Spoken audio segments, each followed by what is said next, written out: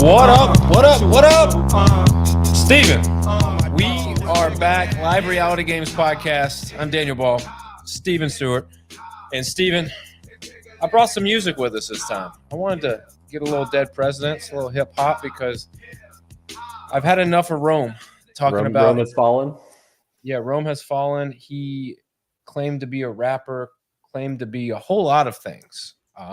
But we will get into his final demise and what maybe led to it, what caused it. But surely I won't be missing it. So there's that little spoiler for everybody. I was not a fan of Rome.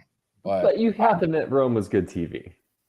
Yeah, in certain scenarios, like for TV, yes. But if I was playing the game, he would definitely be the guy that I would have to just be like, you drive me crazy, like hands down.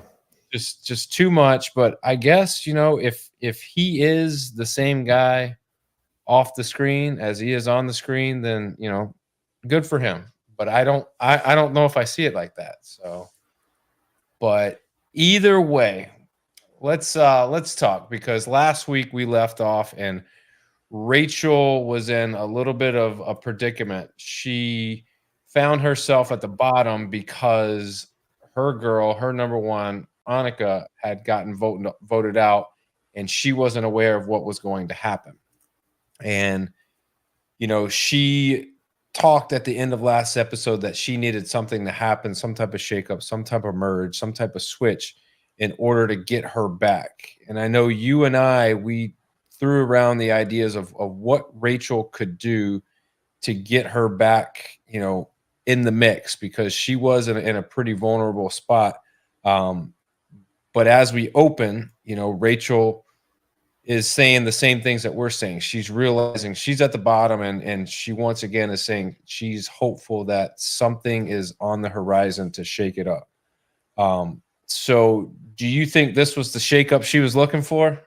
I mean, she was asking, give me merge, and merge came, right? This immediately resets it. This no longer puts her in the danger, and I think she's in a good place. But we, outside the first opening part of the episode, we don't really see or hear much from her, to my recollection. Yeah, she's very quiet. Not a whole lot, but she does realize that, I think that she's in a good spot, or a much better spot than where she was. Now, you and I talked off air about, well, she has a lot of valuable information that she could blow up people's games and cause a lot of issues, especially in regards to Sam and Sierra. But we didn't see any of that. Were you disappointed not to see that, or do you think that's kind of just on the back burner and it's coming? This was the Rome episode. This was Rome's downfall, and maybe there wasn't room for that, or maybe Heaven forbid we take away the spotlight from Rome. Exactly, right? And maybe what was happening is she's seeing, it's like, okay, everyone's focusing on Rome. I don't need to bust Sierra. I don't need to bust Sam. I'm fine right now. There will be a time, right? Because now if you look at the tribe dynamics, blue has 5, yellow has 4, red has 3. And so no one's probably looking to take someone out from original red. They're probably looking at yellow and blue saying, oh, probably one of these two tribes should lose someone now. Yeah, I agree with that. Sam mentions, using his idol that he didn't use in the last tribal that's now expired as a fake or a decoy. What's your take on fake or decoy idols? Do you think they're good for the game? Do you think they're worth trying to plant them and play them? Or do you think it's just a silly idea altogether? I don't know if we've seen a ton of success. I think the most success we saw was Rick Devens in Edge of Extinction. He plants all those fake idols. Everyone's finding them. They're all playing them. None of them work, and he's just there laughing. And I don't know if it's successful or just a distraction. I mean, they're fun for us.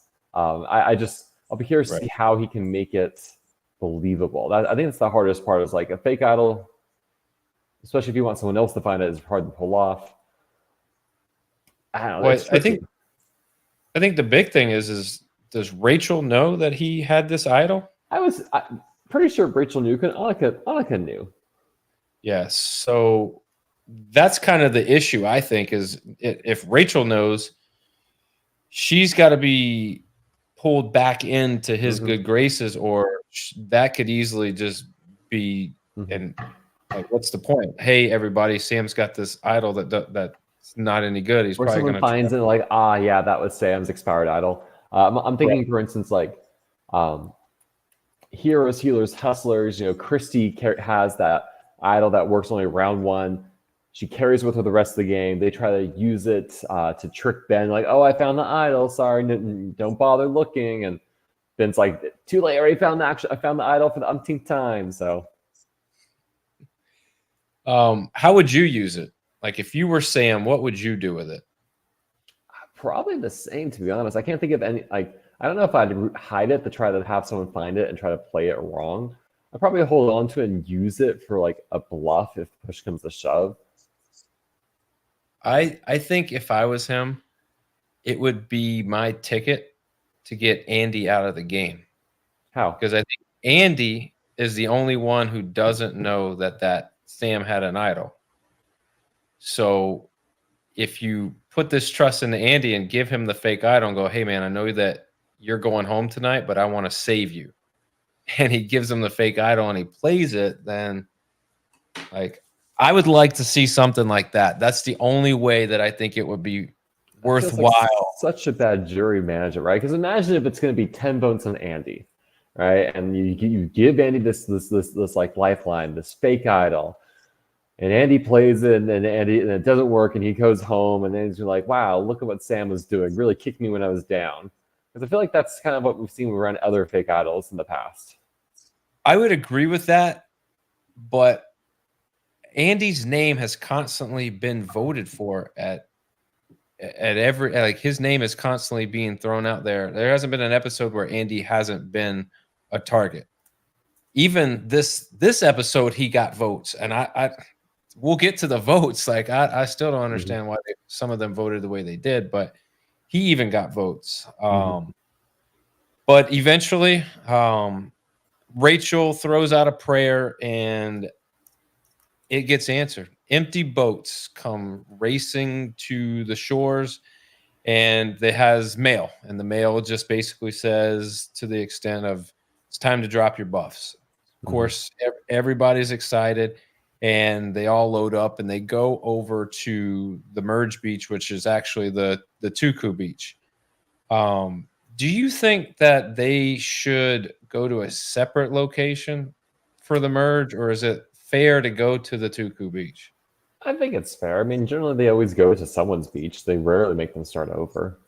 Yeah, I think so too. And Tuku, I think, um, probably has a lot that they have. I mean, they haven't been to tribal, so they probably have everything that they need. So, and obviously, with Sue's idol shenanigans, like, that's probably a good place to create some drama. Hopefully, The um, unexpected joy of watching the paint all get discovered, which would make you wonder, like, it's just because these are new players who are like, "Oh wow, what's this?" Or her tribe is just very much has not paid attention, but it all kind of unfolds in a very, very you, entertaining aspect. Though, like, it was curious that we never see. We don't know what Tiana is going to do with the information yet.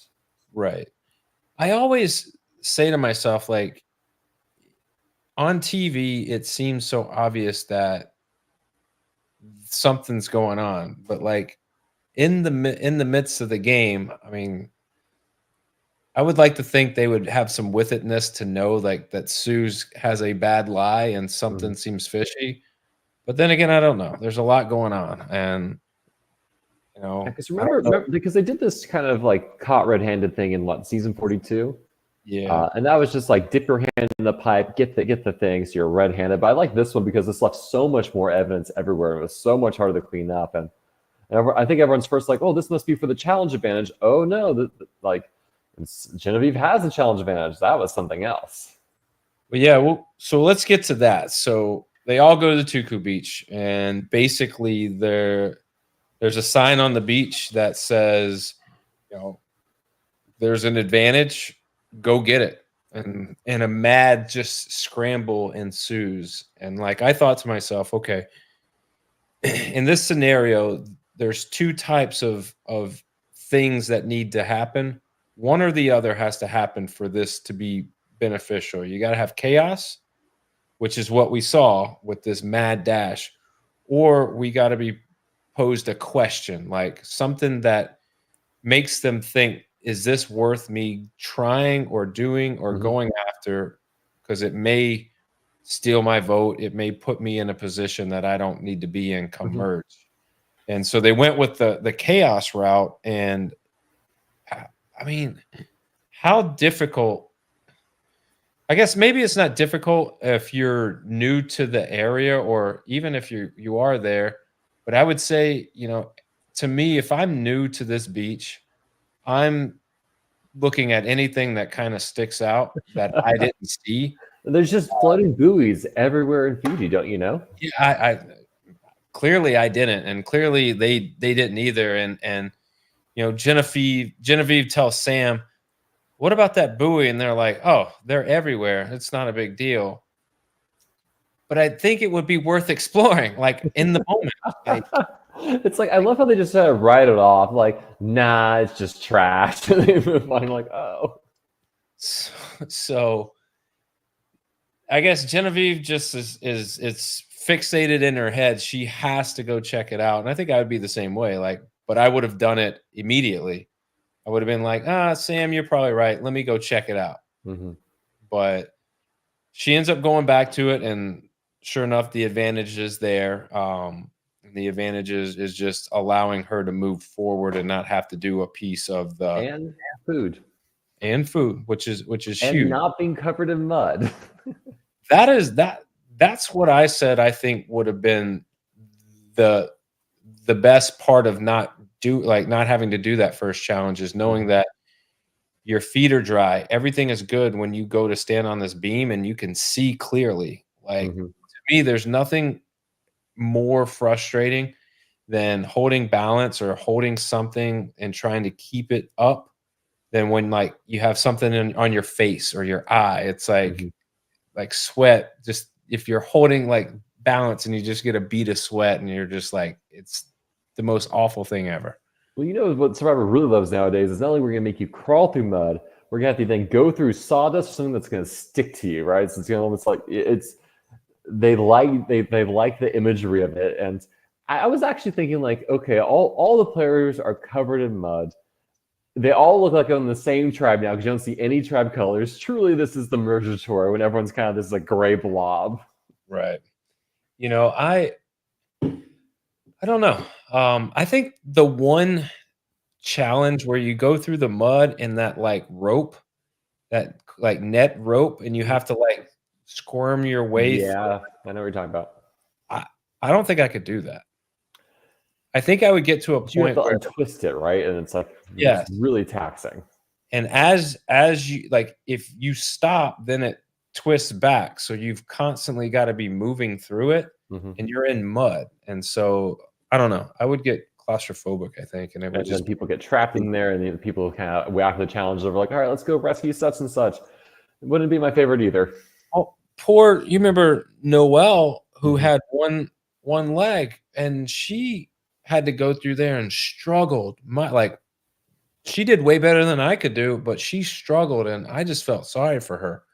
But she eventually got out of it. But man, a lot's going on while they're looking for this advantage. They come to the water well and they realize that there's paint all over the place, and they start fishing for evidence and looking for things and digging, and they find the broken pot that fell that had the paint in it. And so everyone there knows something is up, Hmm. but they don't know exactly what it is. And I don't know if they think that something happened that's part of the advantage and somebody found it then, or is they think that that was something prior to them getting there. I think that I think there was that confusion until Genevieve found the advantage. Like, oh, so that must have been something earlier. right. And so then I think once that happens, then I think those dots start getting easily connected by Tiana and Caroline when they had that conversation with Sue, when Sue found it. So what's, if you're Sue, what do you do? Do you just keep playing the I don't know anything game, or do you come clean to somebody? Well, I mean, she comes clean to Carolyn because Carolyn pretty much says like, "I know you have it," and she's like, "Well, shoot, yeah, you got me." It's just like, what do you do with Tiana? Do you like go to Tiana and say, "Hey, I want to share this with you because I think you know about it," or do you just like write it off, say she knows, let's try to vote her out before she does something with it? Do you think Sue should have gone to them earlier? Like once people found out like this paint, do you think she should have been like, "Oh shit, let me pull, Tiana and Caroline over and let me explain to them"? Or do you think she was just hoping it would go away? I mean, I appreciate her trying to keep her idol a secret. Yeah. I think that's always your first case scenario. I don't think like that initial meeting hadn't sparked like, oh, she has an idol. It's just like, oh, Sue maybe got hurt, but she seems okay. But now the evidence is out there. It's like, okay, maybe I need to own up and admit it. I don't know. I mean, at least she's not playing it like that, like the other three are with their shared idols. Because it's like, nope, flushing it. Everyone knows about it. It's not useful. She's not doing that at least, which I think is good. Yeah. But what do you think she will do? Do you think she will just flush it? I think either she'll play it or it'll be flushed, or she'll join the ranks of people who've been voted out with an idol in their pocket. But I mean, can we just talk a little about Sue? Because I feel like Sue, whenever we hear her, she always has enemies. Yeah. It's like, oh, Kyle, he needs to go. He like, I can't. Or like, oh, Tiana, she needs to go. It's like something happens. She's like, nope, they have to go. I can't stand them being in this game. Outside of this episode, like for her to be mad at Kyle, like I haven't seen Kyle do anything, Pat, up to this till now. He did vote for her, but at that point, you got to vote for somebody. Like, yeah, but he voted for her, and we got these confessions like Kyle has to go. That okay, we're gonna hold a grudge on our first vote and be like, hey, I know like the parameters on which we're voting are very wacky right now, and we probably don't have much, but I'm going to hold this guy's feet to the fire because he voted for me the very first chance he got. Coming from the lady. I just feel she has this long list of enemies that she's like, they need to go. She's mad at Kyle for voting for her because he technically voted for her because she is the weakest and she's the oldest, essentially. And this lady is trying to fool everybody, telling her that because she knows this is a problem. She looks great for 45. I don't know what you're talking about. Oh man, but yeah, I don't know. She and Soul, it's gonna be the mid-40s alliance right there. I guess so. She's got as many enemies as Soul has. I mean, that dude, Soul had one enemy. Let's be honest. All right, Rome got as far as he could, and then they said sayonara. But going back to Sue, what do you see? Like, I can picture her at the end. I don't picture her winning, but I can picture her. A wounded bird? Possibly. If we're gonna see Gabe take Carolyn and Sue to the end and be like, I shepherd them here, they're my wounded bird. I really hope he doesn't say that to the jury. I would be like, what? That would be just silly. But I don't know. I do. I could see her at the final three. I don't foresee her getting any votes whatsoever. But I will say she finished second in the immunity challenge. So, I mean, it's not like she's completely hopeless. Let's not write Sue off because, again, she has an idol. She may be able to do something fantastic with it that earns her equity, and then she's able to still sneak her way to the end, even with that one equity. I mean, I'm not saying that's likely, but it could happen. Let's go Sue. Let's put money on Sue. I bet her odds are really good. Like you could probably, if there's a betting line, I'm sure you'd get good money odds for her. I mean, I'd take her. So I mean, we talked about Genevieve circling back, getting the advantage. Rome.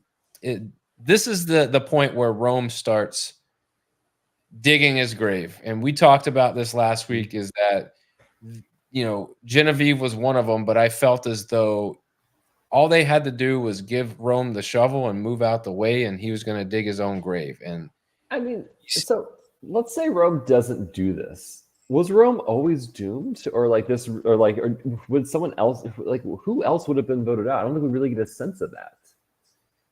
no, we don't. And I think Rome, his vocality and him playing so hard is, I think, what people. This pot stirring. Yeah, and that's a great question. I don't know who the target would have been if this wouldn't have happened. It could very well have still been Rome. But I would say that Rome wasn't going to let it not be Saul.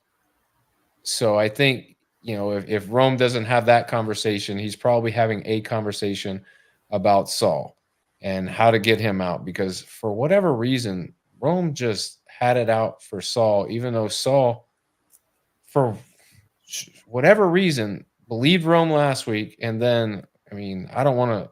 We'll talk about Saul's vote, which just didn't make sense to me at the very end of this episode. I can give an argument for Saul's vote later, but I think that like you look at how Saul and Rome interact in challenges, and it's so antagonistic, right? Rome puts himself in these point positions. Rome sometimes struggles in said point positions. Saul then doubts Rome and says, "Saul, can we change out?" And Jeff's like, "Nope, sorry, Rome is stuck there." But you kind of heard these interchanges that really, I don't know if Rome was always going to target Saul, but it made Rome really want to target Saul after that challenge. Right.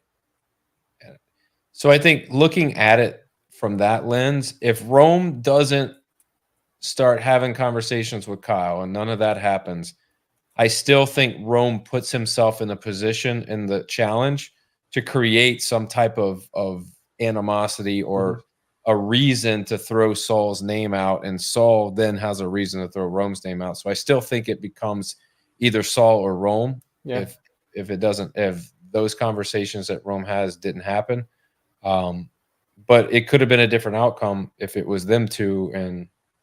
But I don't know. A very, very interesting question. I would be curious to see how that would have played out. But yeah, I felt like we did so much of the dynamic of the episode was Rome and about Rome and around Rome. Really, it was hard to get a sense of what else was happening, which I'm sure we'll get in the future episodes. So, well, now that the man of the hour is gone, like they can focus more on other people.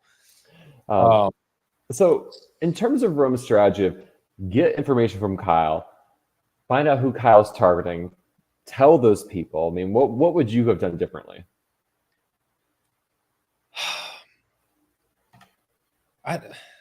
So I think the strategy is good. That's pending the conversation went, because the edit doesn't really give you exactly how the conversation went. So if Kyle is just reinforcing what Rome is saying about other players, that's one thing. But if Kyle is willingly saying these things without Rome prodding for information, then that's another. But I think you have to do what Rome does at some point. And when you're coming over and your tribe is the lightest, then you've got to figure out a way to get numbers. And I think trying to get information is a great way to put yourself where the numbers need to be. But I don't think going and telling those people immediately is maybe feel some other people out and see how they felt. Not going straight to the source and be like, "Hey, just so you know, this is what old Kyle told me." I don't know. How would you do it? How would you handle it? I agree with, I like the opening strategy. Talk to people, get the information, let people be too open and people use that. But I think it falls in a trap where there's a reason why people like waiting until after the immunity challenge, because it's really bad when you strategize against the person who's then immune. You're like, uh-oh. And then it gets back to them and you can't do anything about it. And so I think had he waited till after the challenge, Kyle wins, okay, new approach. What am I going to do now with this information? Maybe I just hold on to it and sit on that. Or maybe telling Sue seemed to be okay, because Sue wasn't going off and corroborating it immediately, but Tiana certainly did. So I don't know. I think it was too aggressive. Clearly, had he talked to the right people, he might could have found out that Sue wasn't a fan of Kyle. Mhm. And that could have been the first person, like you said, that he started with, because I think he can get some momentum if he throws Kyle under the bus to Sue, Mhm. but he can't throw him under the bus to Tiana because Tiana and him are tight, and Yep. she's not believing what Rome's saying, especially when everybody else is saying that Rome is chaotic, and it Soul immediately comes over and says, "Yeah, don't trust a word from his mouth." You're like, "Oh he's like, man." he's been doing this the whole game. Which is true. He has been doing that. But But we his effectiveness, I feel like, has been on the back of advantages helping brute force his way through a bit. yeah, I think he not bullied isn't a good way, but he kind of like was very headstrong through a lot Mhm. of this and was very forceful, and it was almost easy just to give him what he wanted because I think they deep down knew like he's gonna go at some point. It just doesn't have to be right this second. Mhm. Um, but it's interesting how much of this information once it goes from Rome and Kyle to Rome and the others, and then Saul to Kyle, and then Kyle back to the group. Like, what kind of telephone game ensued here? Like, what information was actually told between Kyle and Rome, and what was then, how did it end up being worded to the rest of the people? I will admit, I didn't do my homework. I didn't go re-listen to the conversations to know exactly like, wait, how 1-to-1 was it? But Yeah, it was. Survivor. Yeah, I mean, but it ended up being, Kyle looking I thought he looked good, and I think he probably said some things to Rome being a little open and vulnerable more than he should have, and Rome threw those out there, but I think Kyle did a good job of navigating the fact that, "Hey, guys, like, I'm an idiot. Like, I'm me, like, I am who I am. I'm as honest, as they come. I'm open. Here's how the conversation went." And because Kyle hasn't had all that extra drama tagging along with him, I think people are more inclined to believe him than they are someone like Rome. So Mhm. I think him ending that conversation before they head over to this challenge, I think puts him in a pretty good spot. But he is clear. His mission is to figure out a way to get Rome out of the game, and I don't think he's the only one leaving to go to that challenge thinking that. Mhm. Um, I'll say this: I believe that whole conversation was the downfall of Rome. I think that some of it could have been good gameplay if done differently, but I think inevitably, like, his bad gameplay and him having those conversations in Mhm. those moments were his downfall. I don't know. Yeah. Um, From what we've seen, I agree with that. yeah. So the challenge. Let's get to the challenge. It's I have to ask you a more philosophical question as we get to the challenge. What does earn the merge mean to you, or what should it mean? This whole idea of a mergatory. What is a earn. merge? Yeah. When you tell me we're earning the merge, like, I'm thinking, okay, a traditional merge is all right. We have 11-ish people that are now going to move their way into the tribe. In earning it, I'm thinking there's some type of challenge where these 11 people are going to not finish last in something, and they're Mhm. going to earn their way, or they go to tribal and they don't get voted for and they earn their way to the merge. Like, having this intermediate ground to have a tribal, and then, okay, now if you survive tribal, now you're part of the merge. Like, I just don't really know where we're going here.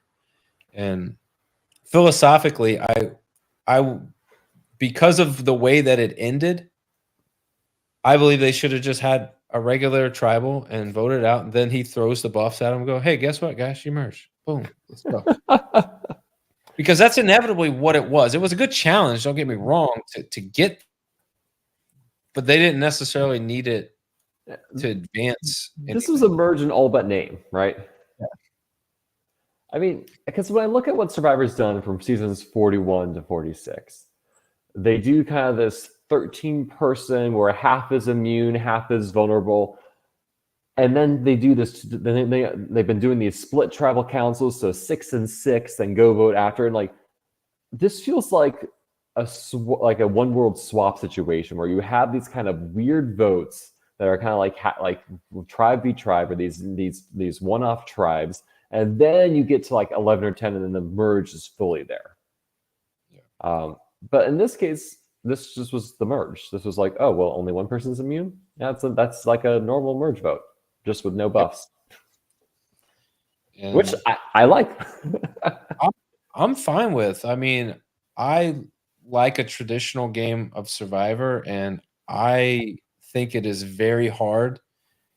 You could have like when you swap tribes or split tribes or do anything where you're throwing your numbers into the garbage and having to hopefully rely on getting back with those numbers at some point, that makes it very hard, because the best game players at that point could lose and get voted out solely based on the fact that they were unlucky and got schoolyard picked into a group of 6 that were terrible.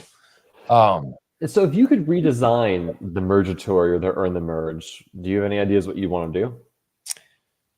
I think I would just be like, hey, we have 12 people or 14 people. The next challenge is going to be an endurance challenge, and the winner's going to get immunity.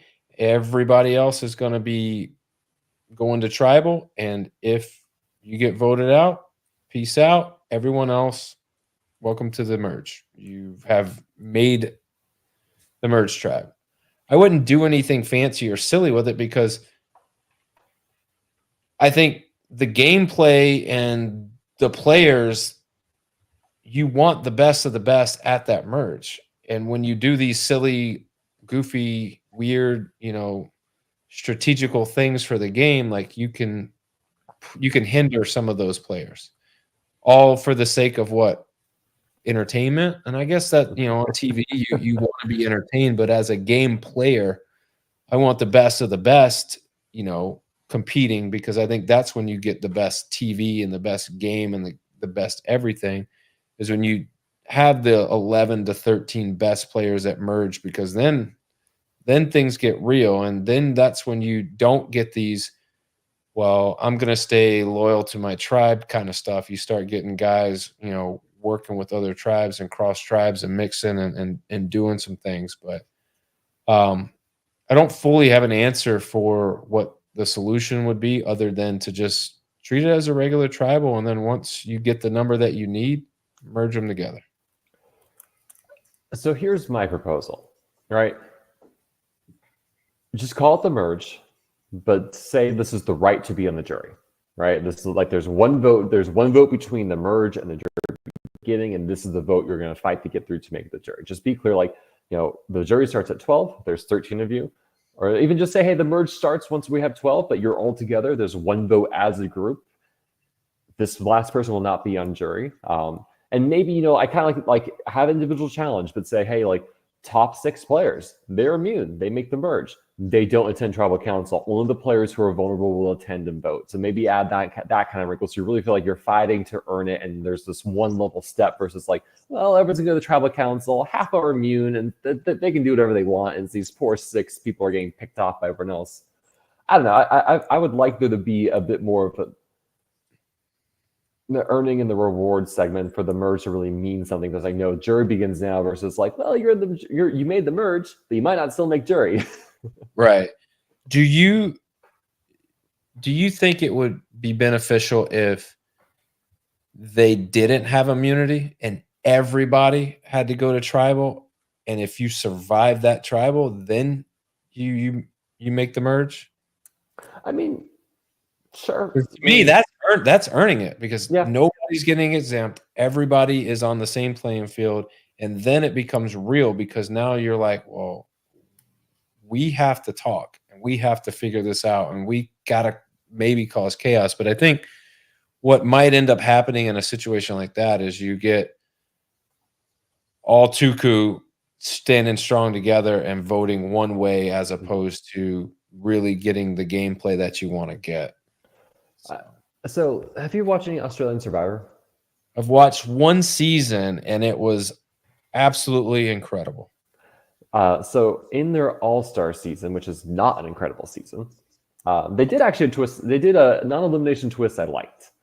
I can't recall exactly how it worked, but essentially, it was kind of this multi-round thing where you had challenges and then you had votes.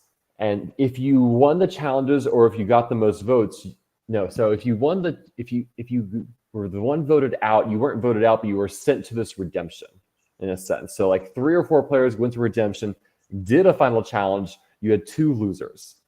Then everyone would vote for one of those 2 losers to be eliminated. So it was this multi-round, both physical challenges as well as social challenges to winnow down to who's at stake for elimination based off failing the physical challenges and the social game. And I like that a lot. And I don't think you could easily incorporate it even with our expanded 90 minutes. But I like saying like, all right, there's both the physical challenge, there's a social challenge. If you can come out on top of either of those, that's fine. That'll move you past into the merge. And again, a vote just gets you there, but maybe there's other ways we can have both those components at work. Yeah, do you think they are going to change it in any way? I mean, with them doing this, I'm like, are we going back to how things used to be? Is this just one more reversion saying, oh, we experimented, not a big fan, let's go back to how things were? Or we just accept that sometimes 6 people are immune, sometimes 3 people are immune, sometimes 9 people will be immune. And that's just going to be, people can't expect it to always be 6 to 7 immune players at the merge. Right. You think, just jumping way ahead, season 50, do you think that's going to be anything crazy, or you think it's just going to be like a traditional game? You get some advantages, you'll get some amulets, you'll get this fire and that. Fire tokens? Will fire tokens be back? I don't know. I don't think so either. Super idols, and I mean, I think they like throwing stuff into those seasons because they feel like those players can handle it. Yeah. I mean, I do enjoy advantages and idols and stuff on screen and that the strategy around them, but I do understand there is a tension between personal content and advantage content. Yeah. I don't know. It's very hard when someone who needs to go, it's aggravating when someone who needs to go has an advantage that helps them move forward in the game. Because Rome. Exactly. But like you also, in Rome's defense, like he talked about this amulet, this 3-piece amulet that they had, and he was spot on with everything he said about it, because he's right. Like you almost have to, like, I would want to just play it and be done with it and not have it be like a catalyst for backstabbing or a catalyst to put anybody's name out there.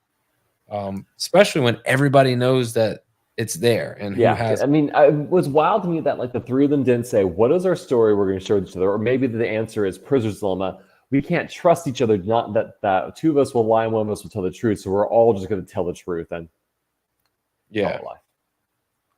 So what did you think of this challenge, by the way? Did you like the challenge? Any highlights for you? I did like the challenge. I liked the fact that there was a physical component to it, as well as like an endurance component, but also like you had to be a balanced team in order to get past the first part. But I think a lot of the second part, like I don't think it takes a lot of. I say it doesn't take a lot of skill to balance the ball. It takes a lot of just like, I'm good at this one thing. And maybe that is your skill, but Daniel, how tall are you? 6 foot. Do you relish the idea of standing on that very small mirror platform when you're 6 feet tall compared to someone who's 5'4" while balancing a ball? Not especially. I was looking at Kyle like, boy, his feet barely fit. That would be my problem. Is just I have size 13 feet, and like Size 15. I'm right with you. I mean, I guarantee you they're not making planks for us, Stephen. They're not. So that challenge where you have to like hold on to that giant pole for dear life, and there's these like little thin, like little ridges for your feet. I'm like, how would I would just like fall and be like, there we go. That's it for me. that, and there was one a while back where they had this like pyramid in the water, and it was like a buoy, and you had to straddle it with your so feet. Painful. It looked awful. That and the water challenge where the high tide and the low tide where they're breathing like with their hands cupped in their mouth and they're inverted in the water. No, I'm good. I don't need that challenge either. So I will say one thing that maybe because I'm evil, I really enjoy the get all the players up the giant wall and having to do the kind of teamwork around that.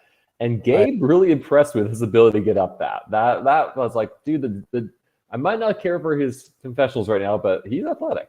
I mean, him and Kyle both were able to. I think they were the two that came down and ended up going back up a second time. Yeah. But speaking of Australian Survivor, that sandbag ladder was straight from Survivor Australia. Like, hey, if it ain't broke, don't fix. That's right. I hear you. But I mean, you knew that people were going to struggle getting up there because one, I don't know if anybody has ran up a ramp like that, American Ninja Warrior style, and tried it. It's not the easiest thing to do. It's really not easy when your feet are muddy and you're wet and you're having to have some type of traction. That's just not there. They haven't given them sandbags before. I feel like that's a new aspect, right? I think, yeah, it's new. That's what I'm saying. I saw that on Australian Survivor, and I'm like, now it makes sense. I see what they're doing. But I mean, I think that was good. I mean, it wasn't like you had to go get the sandbag and bring it back, and that slows you down. But it wasn't like that. Being slow in that area it didn't help your case for winning, but it wouldn't have prevented you from winning if you weren't the first one and you had to go get sandbags to get people up the ramp. But what we end up seeing is, you got the yellow tribe, Sierra, Rachel, Teeny, Sue, Kyle, Sam. The blue tribe, Caroline, Gabe, Sol, Andy, Tiana, Rome. And that blue tribe looks stacked, by the way. That's what I thought. I was like, man, that's the tribe that I want to be on. But didn't pan out that way. I did listen to the On Fire podcast, and Jeff said, I was disappointed that they didn't tell us how they picked, like in what order. So like they did a schoolyard pick to pick yellow and blue tribes. So they had that's a secret scene. It is? Oh, yeah. I'll find it and send it your way after this. I saw someone post on Reddit, so I watched it so you can see kind of picking order and what was going on. What I do know is that from that podcast is Andy and Sue were picked last. Yeah. So what does that say about Andy? Like, remember that time where he was kept because he was such a physical player? No, I thought they kept him for his song abilities. I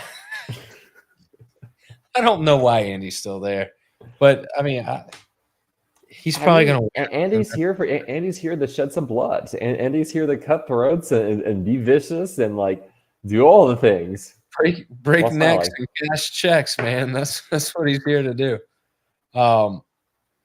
Obviously, the yellow team rolls through the first part. They were slow and steady, and it paid off.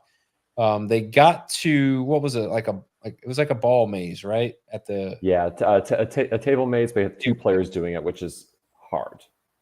Very different. And when you're on the front end of the table and you're controlling it with a cable, it's very different than when you can stagger yourself on the table and use the table as leverage and movement.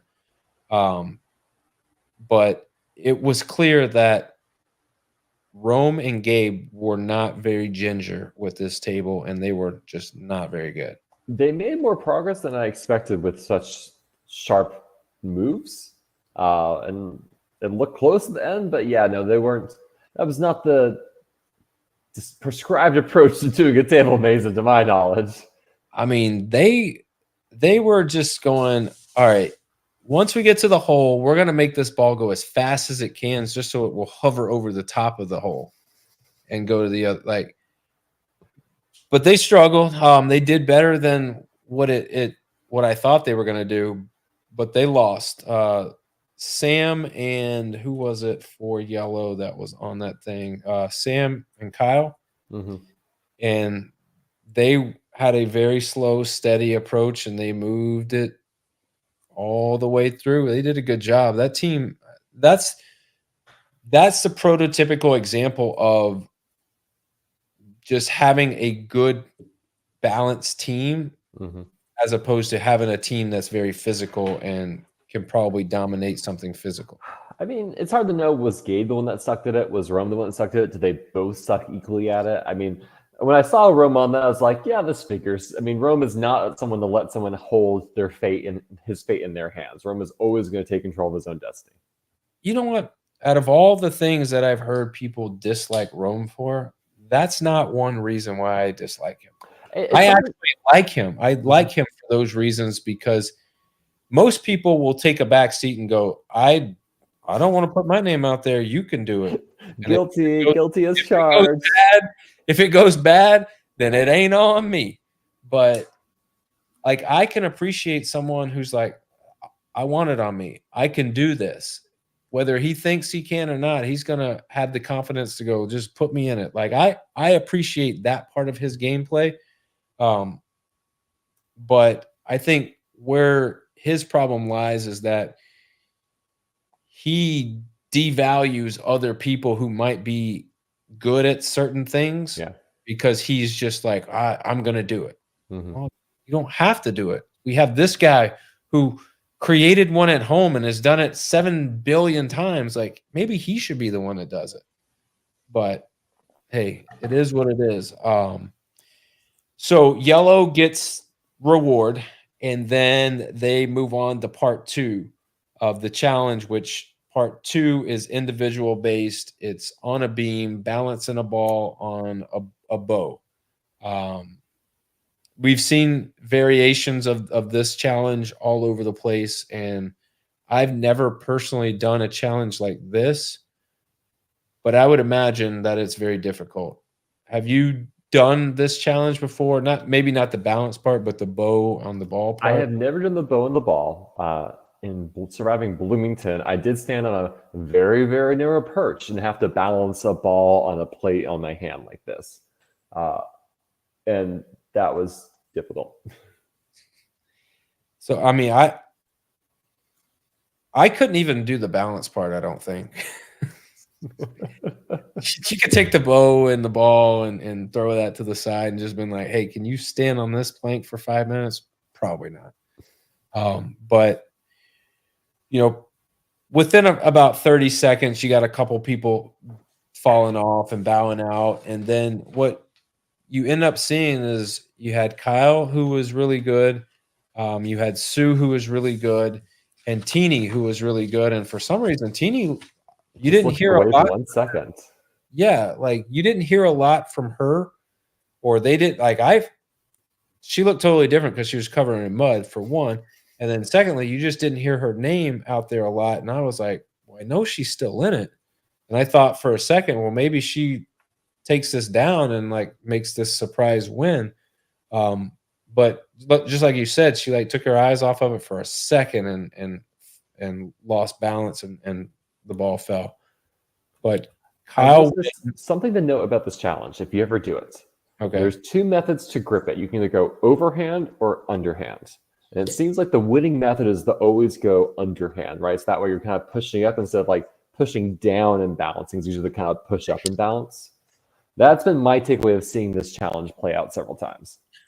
Anytime I'm so my wife asked me that question when we were watching it. She goes, well, how should you grab it? And I said, well, if I had to go overhand or underhand, I would go underhand. I just think you can tuck your elbows and be very like you can use your stronger muscles if it's endurance related and you know you're going to be there for a little bit. You're going to last much longer than the overhand grip. But if you could alternate your grip, I think that would be the best way to go. I mean, you could, right? So if you start, you can go under, over, under, because I think there's 3 sections you move through. Now, granted, you have to like get through the sections, and I don't remember exactly how long you're there each section, maybe 5 minutes, but yeah.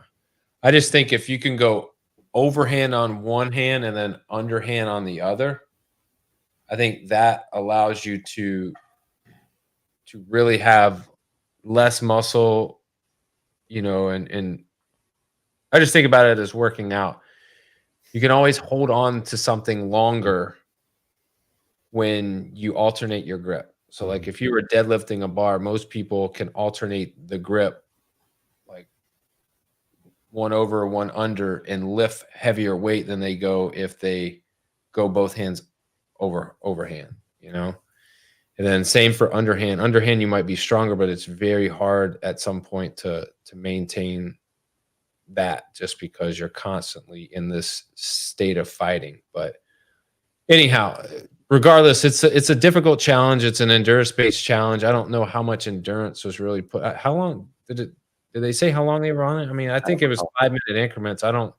They moved down to the very bottom one, if I'm not mistaken. So it wasn't more than 15 minutes, I'm assuming, if they did 5-minute increments. But Kyle takes it down. Sue put up a hell of a fight. And that's when I started having the belief that Sue could make it to the end, because she doesn't have to be good at anything. She just doesn't have to be terrible at anything. And I don't know if she's terrible at anything yet, except running up a wall. Making allies? I don't know. I'll be curious. To see Sue's ability to woo and charm other players. Gabe likes his Sue, so she got somebody. But so, question to you about the quasi merge feast. Oh God! You haven't eaten in 12 days. Have you been dreaming only of charcuterie boards in that period of time? I think that's one of the worst. The food is never good. I don't know why. Even when they had Applebee's, and I guess what effect does dairy product have when you haven't eaten food in 12 days? I would just be eating the meat, I think.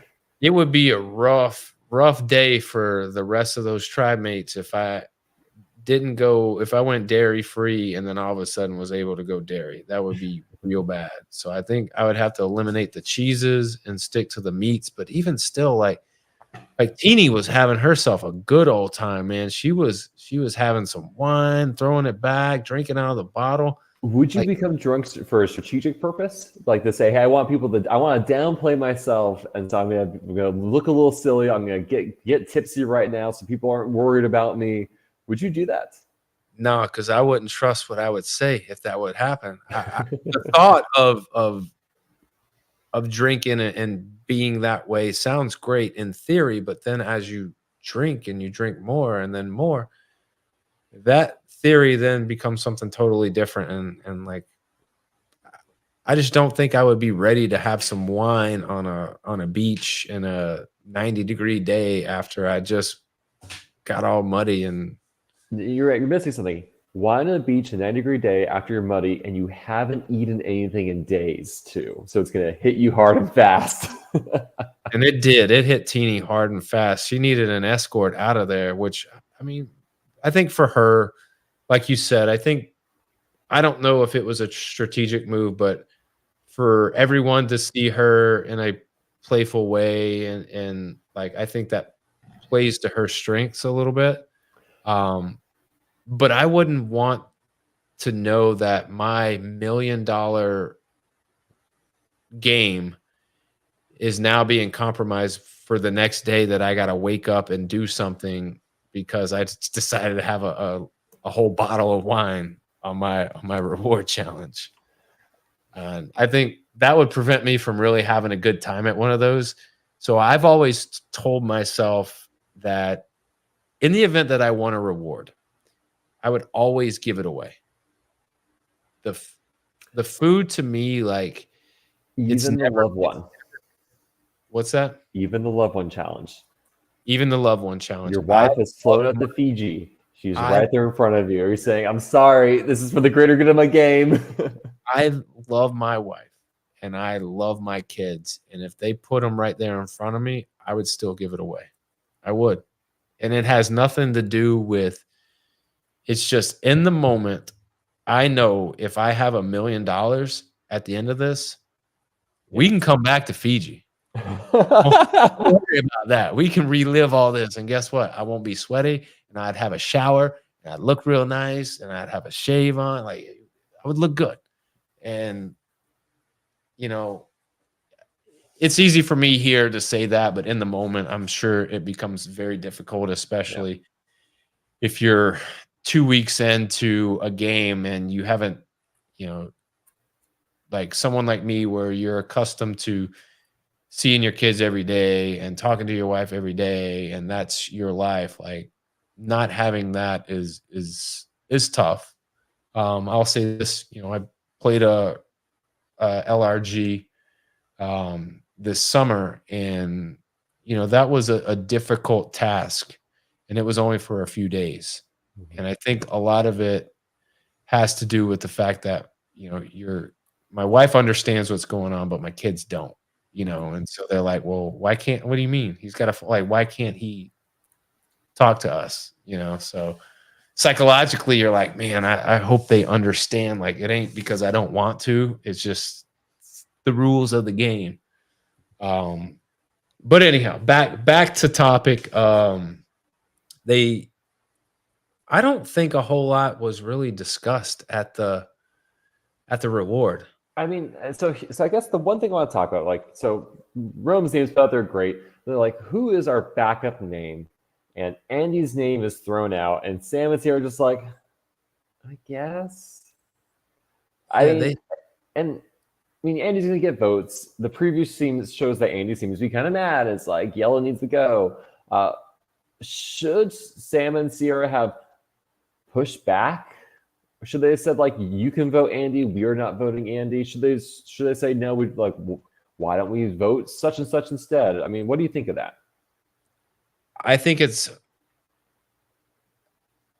because of what people have seen from Andy and they've yet to really get a chance to have a conversation with him, Sure. they're already pigeonholing him into being this type of person. Mm-hmm. And so in that moment, if Sierra and Sam push back and be like, no, it can't be Andy, then it's still them two together saying that about Andy. It's still not a good look for them. I think they should not say anything, just for the simple fact that they've got to separate themselves. And if they start agreeing on different things, like, it's just gonna validate what everybody's been saying, is that they're trying to run this game. They're trying to run their tribe. Should they have gone to Andy and say, hey, Andy, heads up, there's some discussion. People may be looking to maybe write your name down just as a backup. We're not writing your name down. We don't want that to happen, but it sounds like should they try that? Should they have tried to do that? Or say, hey, Andy, play that stupid advantage on you. Have those ambulance play for you tonight. Like, make it happen. Yeah. I think they should have, just because the discussion of playing the amulet was already out there. Then they could go, well, you should definitely play that amulet because here's why. And then, you know, there's no harm, no foul in that. But I still think they want to use Andy as their shield. And whenever the heat is on Andy, they know it's not on them. And so I don't think it's a great shield. I think they're Andy shields. But that's the reason why I don't think Sam or Sierra is going to win this game, just because they are willing to just roll on the backside and let these people take the bullet. And eventually there's not going to be any other shields to deflect from them. And people are going to start looking at them going, we need to break these two up. And that's, and we can go ahead and talk about it now, but that's what I'm fearful of Genevieve for is now her number one was Rome, and she can say what she wants, but they were together up until this point. She voted for him, Yeah. but now, like, who does she have? I mean, it's interesting because, like, is it Teeny and Soul? But, like, she seems a little lone wolf. Like, it's hard to know who is she connecting with. We saw her hunt advantage hunting with Sam. Maybe the two of them are like, I don't know. It's hard to know at this point what the cross tribe dynamics are, because you get this really interesting scene where, like, Sam is telling Soul, like, hey, you're not writing your name down. I got your back. I want you here more than I want Andy. And you're like, huh. What's Really? happened between them in the span of 24 hours or so that's kind of cultivated that Right. in saying that? Do you think that's why they break up these large merged tribes into these smaller, like, sixers or fours? Because when you have 13 people and you're trying to, like, go through the strategy part and the social interaction, it's really hard to cover 13 people. I think they like having these smaller merged tribe votes, because it's added chaos and harder for people to play around. Yeah. I just think when you have 13 people, if you know that if you know that 12 of the 13 are, can be eliminated, it makes it really hard to cover the social interactions of all these people to kind of understand where the vote's going to go. It gets a lot easier when that number Yeah. gets smaller, but I think they do these, they I do have an these easy solution. Don't have 13-person merges. that's so simple, right? I mean, but they seem to really like because I think the first 13-person merge was in Second Chance, and they seem to really like it, and we kind of stuck with it. And I don't know, there's nothing more depressing than playing a live game. You're like, oh, we're at 13, 12, 11, 10. When are we merging? right. I don't know. In a live game, I would want there to be a bigger merge tribe, just because I think when in the live reality game atmosphere, like, you want to give people a chance to be on the jury if they get voted out. The more people, I guess, the better, because it allows them to stay in the game, so to speak. I'll ask you this. This is off topic. I've been watching Resilience, live reality game. Started today. It's in Austin. And if you got voted out, you then got to pick a different tribe to be on, and you competed against the others, and you would still play in the challenges, but when you went to tribal council, you wouldn't have a vote, or could you vote? So I'm interested to see how that goes. So far, so good, but I'm just interested in that dynamic. Like, it's a very, very different. I haven't heard of anybody doing that before. I do like live games that really allow people to play at least half the game, and that could be there's Redemption, there's Edge of Extinction, Survivor Indiana is a one-day game where votes. So if after all the pre-merge tribal councils, no one's voted out, votes accumulate, and at the merge there's a purge, and the top X players with the most votes are eliminated at that point. So everyone gets to play at least half the day. And so I like it when games do things that let people who have traveled and flown and like really planned around this to do more. Who is the Mole live game that Jamie runs that you play. Yep.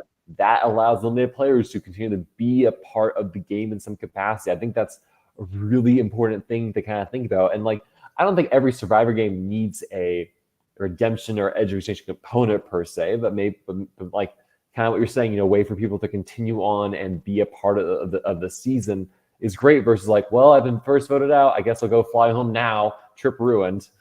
Yeah, that would have been like I think I mentioned this to you last week is that's the most difficult part of me doing live games is there's none in my backyard. Mhm. And even if I had to drive a few hours, I wouldn't mind doing that, but every live reality game is like a day's worth of driving, for me, so I'm having to fly out and you fly out, you spend the money, you get there, and it's like if there is this possibility that your first vote out and like that would stink, that would suck, you Mhm. know? Um, so having multiple ways to stay engaged in games is huge. Mhm. But I mean, I still even if the game was in my backyard and I was first voted out, I would still stay and participate and take it all in because I I enjoy the game and watching others play it. I will say games I've been pre-merged in, it's much more fun when other pre-merged players stick around. It's a little lonely when other pre-merged players jump ship and you're just like, well, I guess it's just me. I'll chill with production. Yeah, that would not be fun. I would say like in the mole, um, when I was out, our group of people were so great. Like we had so much fun, and I think there was a little bit of jealousy on the part of the players because we were having a good time. We were, Mhm. there was the pressure was off, so to speak. Like we could just hang out and relax, and we would still play the game amongst ourselves, But I had a great time, even though I did not do well in the mole. Um, but getting back to Survivor now, we got to talk about Rome before they go to tribal. When's So the last time we've had a player get buried like this, where it's like so apparent they're going home? I didn't do my research. I can't recall when's the last time we've had. It's happened before. I just don't recall when. yeah, I think that's the one downside is you can get everybody ganging up on one person, and it's just lopsided vote. I don't remember the last time that it was like that. But for this one, Rome still doesn't do himself any favors after, like, when they get back after the whole Kyle incident, then, though the loser crew is back, and, that's when Rome wants to start going back to his old trusty, well, it can't be Kyle, so Saul, let me pull you out of my back pocket. And he throws, um,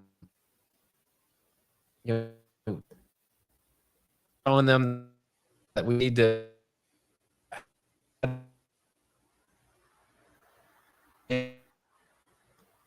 It's,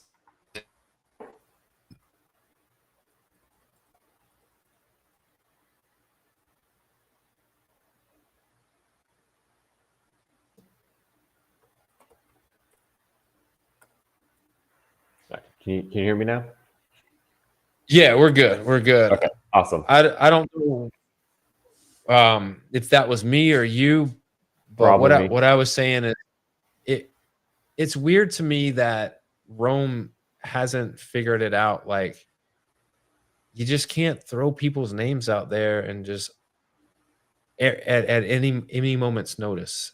And I think it reeks desperation at this point, but it's back to where we were the past few weeks. Rome wants Saul, and Saul wants Rome.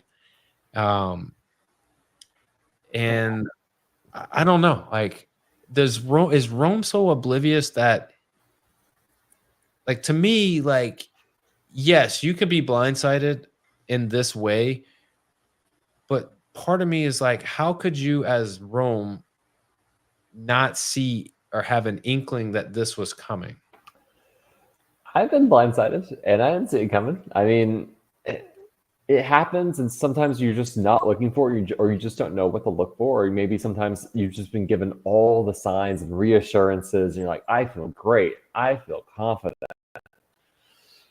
In this case, I don't know if there's just overconfidence or a really good gameplay on everyone else's part, or just missing the cues. Yeah, and maybe it's just that Rome is so confident in his game and in himself that he thinks that he can get by it, and it's not a big deal. And I think he believes that if he tells people something, it'll happen because technically up to this point, like that had been the case. He Mhm. was able to pitch people and it had happened. Even last week or 2 weeks ago, you know, when he had to get Saul to vote with him, he was able to do it. And what they wanted to do worked. And I think him being able to do that a couple weeks has now led him to believe, like, oh, well, they're going to follow me to the ends of the earth because I'm Rome. And I'm just that's that good. yes. I'm good at everything. I'm good at dancing. I'm good at rapping. I'm good at Survivor. You At name puzzles. it. At puzzles. I'm good at hosting Survivor. But so they go to tribal. Everyone comes back. They go to tribal. Rome then does Rome things. He proclaims, and I mean he really proclaims that the amulet is pointless. Jeff, in a weird situation, allows Rome to come sit in his little. I mean, I was like jaw drop, like this is happening, and like you could tell from the other players, like, oh my gosh, what is this? Like, and kind of the look of like, wow, he doesn't know he's being voted out, and look what's happening. There was kind of that look on their faces. And I think that's what made this so great is that at that moment you realize that if Rome goes, he truly has no idea. He's truly that either that cocky about his gameplay and confident that it ain't him, or he's just oblivious to everything. He's so cocky. He throws a hinky vote. He writes Sam's name down. I was just like, oh my gosh, dude. So amulets, as you know, Rome proclaims the amulets are going to be used tonight, and here's why. Well, that was the case. The amulets are used. Caroline, Andy, Teeny go up, and they. Teeny though, which was wild. Well, that's my question. All right, why on her? And so this is where I wish that part of like the beach conversations, this was hinted at on why the amulet was played for her, because it almost Probably was because it just doesn't matter, so they didn't devote time to it. well, I guess so. Need But more Rome. you got to let Rome be Jeff Probst for a couple minutes here. Well, I just felt as though what was their thinking? Was it because Teeny was third and gave her amulet up to Jeff last, and so they were like, "We're just going to play it on you," or was this discussed by them? Maybe Like, because Teeny lost her vote, and this is kind of their way of saying, "Hey, I'm sorry." I think maybe that's the case, and you know, I think they're like, and I don't know if that was discussed at the beach when they took it. All right, hey, when we use this, we got to use it on one person. Whoever gave their vote up, we'll use it on you. I wish I would have had more insight to why they chose her, even though you're right, it wouldn't have mattered in the grand scheme of things because the vote was the vote and it wasn't even close. But I don't know. I'd sort of like to know why they said it was Teeny. If it was just as simple as because she gave up her vote for them to get it, then so be it. But I'd like to know that because I think as a jury member, you would want to know that. Yeah. I think that's important information, especially if she's at the end, because you know she's going to use that. I would. Oh yeah, like hey, they played it on me. They didn't have to, and I was able to parlay this weird advantage to immunity for me. Yep. So here's the votes. Rome votes for. Well, here are the people that voted for Rome: Andy, Tiana, Sam, Teeny, Rachel, Sierra, Genevieve, Caroline, Kyle, Gabe. Just the boulders and the mud and the water and the rain. It was just a landslide. Just a landslide, an avalanche on top of Rome. Rome being oblivious as he is, says, well, I'm going to throw a crazy vote out there because it's not going to matter. It's going to be Saul. So I'm going to throw Sam's name out there. And then here's the 2 votes. And I think you talked to me earlier. You hinted at you were okay with these votes, but maybe I'm wrong. Andy gets 2 votes, one from Sue and one from Saul. I don't know if they thought that this vote was going to be closer than it was, or Rome had something that he was going to play, so they wanted to make sure it was going to be someone else. Yeah, I think this was insurance, essentially. I think Andy's name was tossed out at that reward. They're looking. So Saul wants to ensure that if Rome plays a shot in the dark, it is not him who's going home. Or let's say Rome casts a Saul vote and Rome plays an idol. Saul isn't going home, so at least it ties. Or Sue, I'm not quite sure about, but at the very least, like, Rome can't dictate the vote no matter what happens. If he plays an idol, if he plays a correction on the dark, etc., it will be someone else besides Saul going out. I just don't understand all this talk about how much Saul wanted Rome out of this game. Does he even vote for him? He votes for Andy. Like, well, I think for every other player, right? There's social capital lost when you write someone's name down who doesn't leave, right? And so Saul, who's in this position where he's being targeted by Rome, is probably easy to say, look, if you want to ensure that you're here tomorrow, and just in case Rome has any shenanigans, your best bet, we're all voting Rome, is you should vote for someone else, like Andy, right? And that way you can guarantee your safety. So I think Saul's kind of forced in the self-preservation sense where he has to take that risk, vote for Andy, and everyone else is okay with it because Saul now bears the repercussions of the social cost of writing Andy's name down. But I think he also, too, in that point, I think he can also go, Andy, you know how much I dislike Rome. You know I voted for Rome. Mm-hmm. Somebody else is lying because no one's going to own up to it. Right. In fact, Andy's probably not even going to care. Like, let's be. Andy probably doesn't even know. I think Andy's going to care the fact he got votes, right? You hear him say, "Was I the backup plan? Was I the decoy?" And I don't think he's going to be happy about that.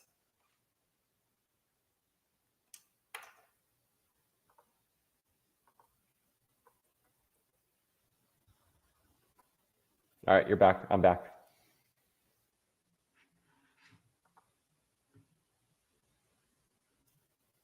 Can you hear me now? Daniel? Still live, baby. Against the internet, we're pulling it out. Hey, it's all good, man. It's technology. We're never gonna beat technology. But I don't know. I think, and you're right. Andy is probably gonna know that he got 2 votes on him, and he's probably gonna, I would hope at this point in the game, he's gonna want to know who that was and why. Mm-hmm. But I'm not very optimistic based on Andy's care and his laissez-faire nature at camp on a day-to-day basis. So let's think about it in terms of, so this tribal we talked about mergatory, we talked about what we would do or not do. If this was a traditional mergatory, do you think Rome goes home? Yeah. I mean, he would be one of 6 people vulnerable. He would still go home. And I think for reasons that we discussed, but I just think it was him, and the landslide vote kind of sealed it for me. Like, if it was closer than what it was, then I could convince myself, well, if this was a traditional merge, situation, then maybe it's not him. But in this case, it's him. Where does Genevieve go? And I mentioned this to you at the beginning of the episode, and I wanted to come back. I don't know. I don't think she's in trouble. I think blue and yellow might look to take a pot shot at each other. I think red is a little bit in the middle. That said, I do think the way the season's going, Carolyn, Sue, and Gabe may be the strongest trio we have. So, well, that brings me to my last point here. They mentioned in the previews for next week an all-girls alliance, or getting out one of the guys. You know what that means, right? That means that's not going to happen. That means a girl's going home. So, like, what I'll ask you is, can an all-girls alliance work with this group? They're going to look at the cast photos. And I'll give you the girls. Seems unlikely. Genevieve, Teeny, Sierra, Rachel, Sue, Caroline, Tiana. I mean, the question is like all of these women have alliances with men. Who's willing to drop their ally first? I don't know. I think, yeah, I agree. And then Sierra, I think, would be in that all girls alliance because of her connection with Sam, and everyone knows it. I think she would be at the bottom. And I think Sue would unfortunately find herself at the bottom. And then you would have Tiana, you would have Teeny, you would have Rachel, you would have Caroline and Genevieve. Mm-hmm. I think that's a really strong group of females, but I don't know if they want to go that route. Mm-hmm. You also saw in the previews for next week, Saul, he's jacked up. He's like, I got a plan. What in the world? What in the world could be his? Like, what's he gonna do? Find an idol, play an idol. I mean, like, that's the only possible scenario that it could be if he found something. He found an idol and he's gonna play it. And if he doesn't play it, he's probably gonna go home. But I mean, I'll be curious to see if this next episode are they still doing the split tribes, like 2 groups of 6, or maybe they'll wait and do that 11, so a group of 5 and 6. I don't know. Would you want to see split tribes? I don't like them. I mean, I'm not a fan. I think it's a way from the kind of unmerge the merged tribe and kind of have like, well, it's kind of like a swap. Yeah, it's almost like, well, if you're gonna do that, why did you merge? Like, why didn't you just? Because they really want to prevent players from pogonging, and therefore they make it unpredictable. That is my pet theory. All right, before we get out of here, who played the best this week? Best game this week? Who played the best this week? I'm gonna give it up to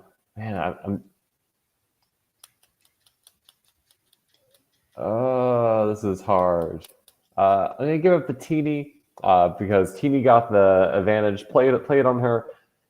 Got a lot of wine. Came out of this relatively unscathed. Rome is no longer her concern. Yeah, I would disagree with it, but I would say Kyle's probably got to be up there in the mix too, just because you haven't heard anything from him.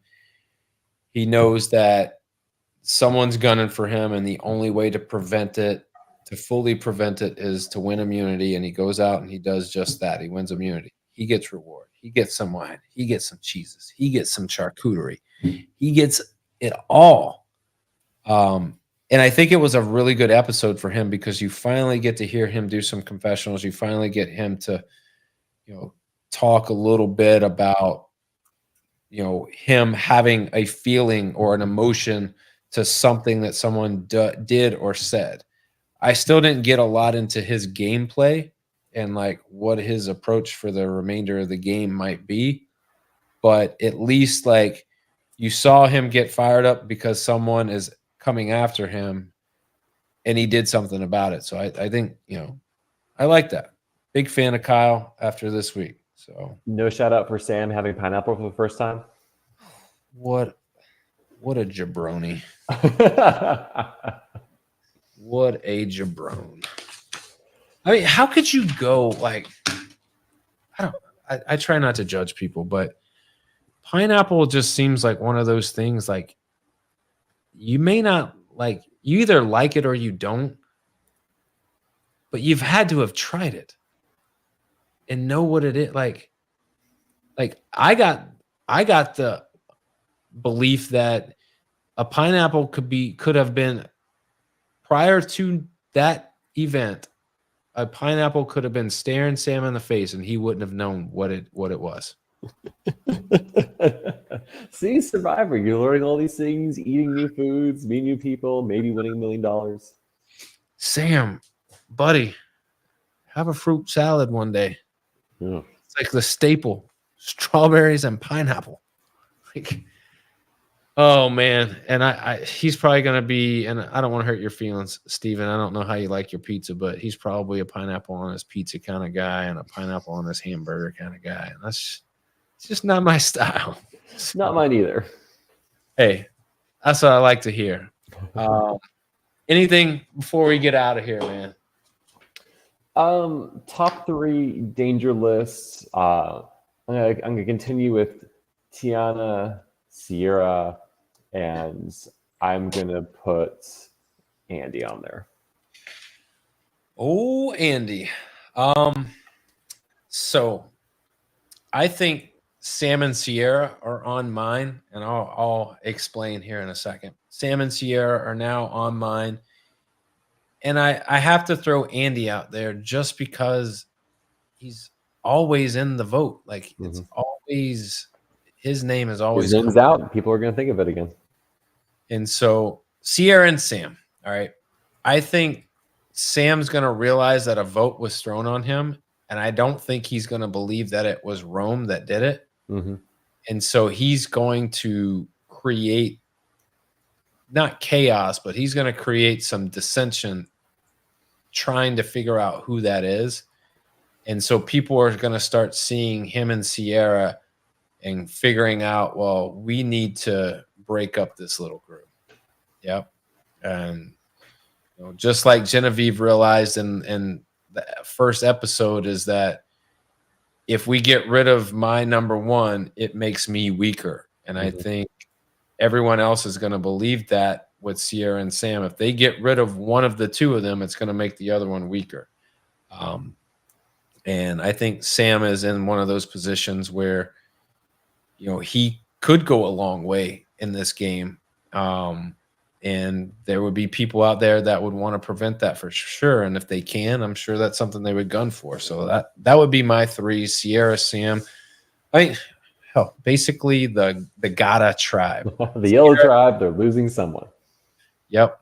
That's my thought. But if you go with what the girl said to end the episode, it's going to be a guy. I will have to see it to believe it, to see an actual all women's alliance be effectively and survive on Survivor past an episode. There you go. Any games that are happening? Live games happening. I think so. What was the game you shouted out earlier? Resilience. Game out of Austin, Texas. Very cool concept. Got my boy Santi. Shout out to Santi. He, if you're following the game on Twitch, he made it through day 1. And I thought he was going to get voted out in the very first 2 votes, but he's still there. He's still rocking. So resilience is going on now. What else? Anything worth? That's the only one I know of. Hey, keep it coming. Live reality games. So website. People want to find live reality games.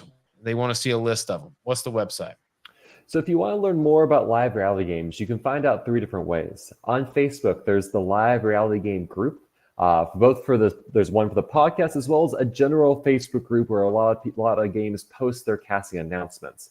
You can find us on Twitter and Instagram as well. Now, if you are very interested in being cast, my suggestion is you want to check out. Let me see if I can find it. The live reality game casting group. So both on Facebook as well as the Instagram one.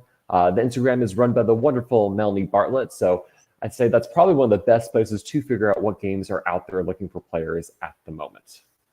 Instagram is the casting page. Melanie does a good job. Every day there's multiple things, multiple games out there every single day. So y'all check it out. Don't be afraid. Go see what's up. I mean, at the very least, put an application in and set it, submit it, forget it, and then who knows, you might get a call. Make it happen. Yep, that's it. All right. Another good episode, Steven. I appreciate it, man. We'll be back next Friday with another recap, and we'll see who's out. We'll see who's in, who's out. But this has been a live reality game podcast. We are out.